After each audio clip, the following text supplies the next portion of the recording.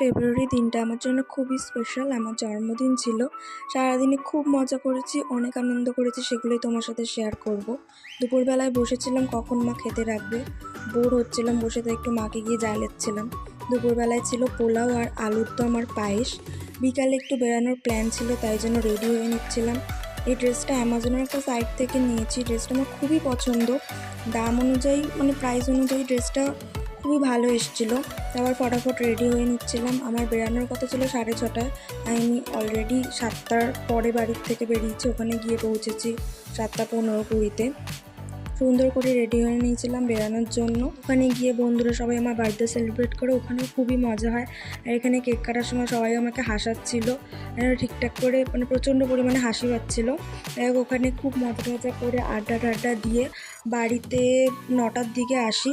9টার সময় বাড়িতে এসে দেখি দিদি আমার জন্য সুন্দর